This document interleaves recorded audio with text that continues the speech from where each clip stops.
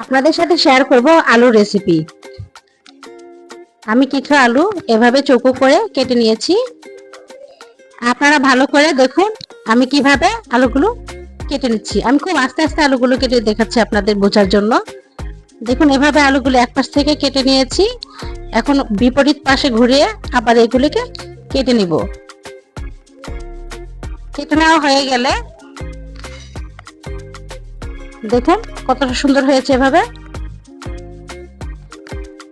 এখন আমি একটি বাটিতে কিছু নরমাল সাদা জল নিয়ে নিচ্ছি। এখানে দিয়ে দিব 1 চামচ লবণ।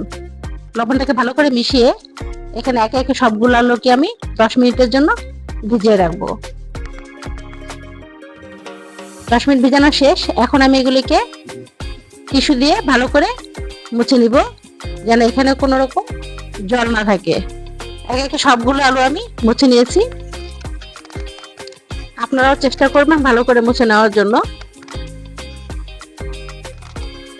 এখন একটি বাটিতে আমি 3 চামচ কর্নফ্লাওয়ার ও 1 চামচ লবণ দিয়ে দিব। এখানে কোনো রকম মশলা দেওয়ার প্রয়োজন নেই, শুধু 3 চামচ কর্নফ্লাওয়ারের সাথে একটু লবণ। আপনারা চাইলে এখানে ময়দা ব্যবহার করতে পারেন কর্নফ্লাওয়ারের পরিবর্তে। এখন এখানে আমি আলুগুলি ভালো করে মিশিয়ে নিব। মিশিয়ে ডুবো তেলে ভাজতে হবে। অবশ্যই আগুনের তাপমাত্রা থাকতে হবে কম, মিডিয়াম থেকে লো থাকতে হবে।